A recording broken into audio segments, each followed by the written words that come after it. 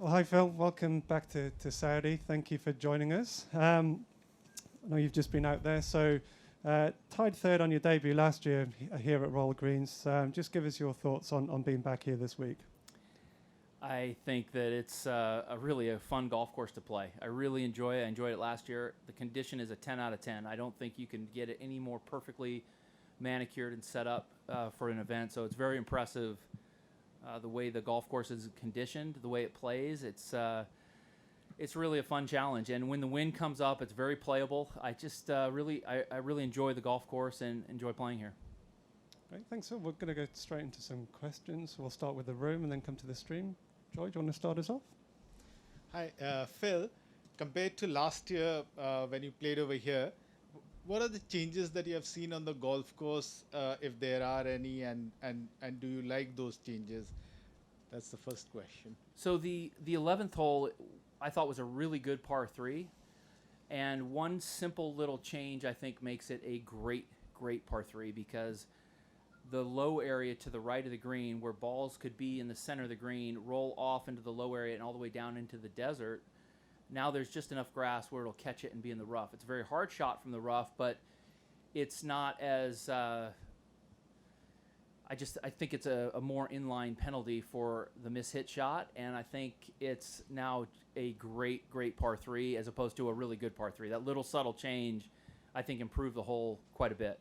I haven't seen too many changes elsewhere other than the conditioning is impeccable.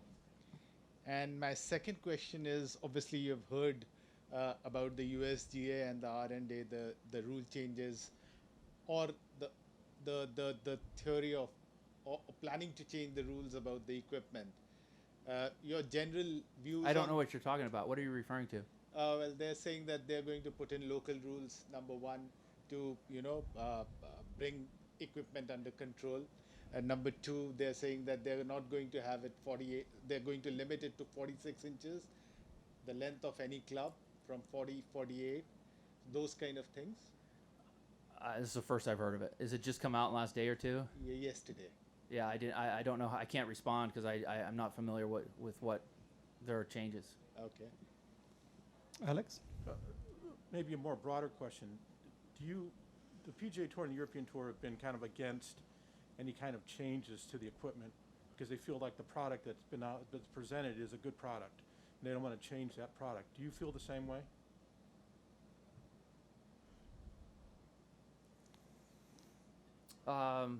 So again, I don't know what the new proposed changes are. Right, I understand. So I don't really want to comment on those. I would say that the last changes that they made, like with being able to tap down spike marks, I think has made the game more enjoyable, especially like the later tee times in the afternoon, where inside 6-7 feet it can be very bumpy, especially on Poa annua like we had last week at Torrey Pines, or maybe next week at Pebble Beach. It's made the game much more enjoyable, and the discrepancy between the early rounds and late rounds not nearly as big. I like that change. I'm not familiar with some of these recent equipment changes. This is the first I've heard of it, so I want to read about it and know what it is that they're proposing before I comment. Okay. Secondly, recently, just before the administration changed, there were a lot of pardons, and Billy Walters was pardoned, and there was a mention that you were somewhat involved in that in some way, shape, or form. Is that true? And It's not. I wasn't. okay. Okay, any more from in the room? Elvis, do you want to go at the back? Yeah. Hi, Phil. Thanks for your time. Obviously, a major agenda here is to grow this area as a tourism destination, right? They're talking about making this a full-on reputable tourism destination by 2030. Pandemic aside, you've been here a few times. Have you been able to do some things, out and about that were really special and memorable that, as a tourist? Last year I went down to the beach club, went into the Red Sea, played beach volleyball with a bunch of the locals, and had a great time. And I enjoyed it, and the vision of what is becoming of KAEC and other parts of the country, I think it's hard for me or anybody else to really grasp what it is going to be, but I would venture it's going to be spectacular.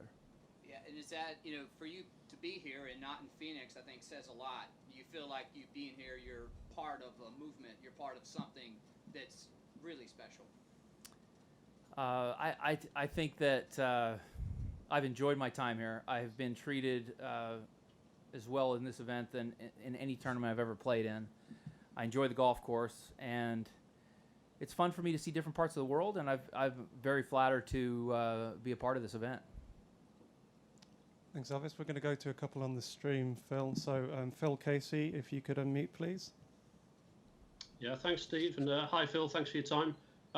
It's finally a Ryder Cup year again. I was just wondering what your attitude is this year. Are you viewing yourself as a contender to make the team? And if not, are you looking at being involved as a vice captain?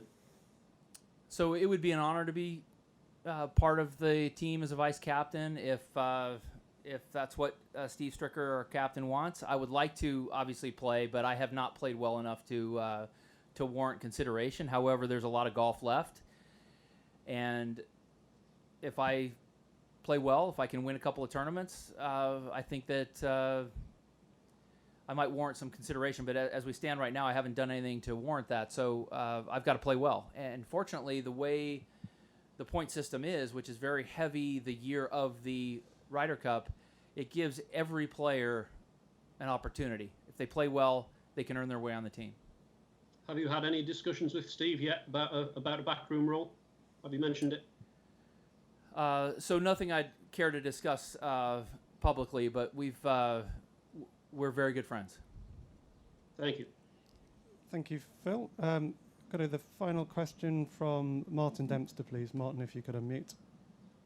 Hi, Phil. Thanks for doing this morning. Just to stay on the Ryder Cup, I mean, you were obviously part of the task force after Gleneagles, and I think part of the chat then was succession planning.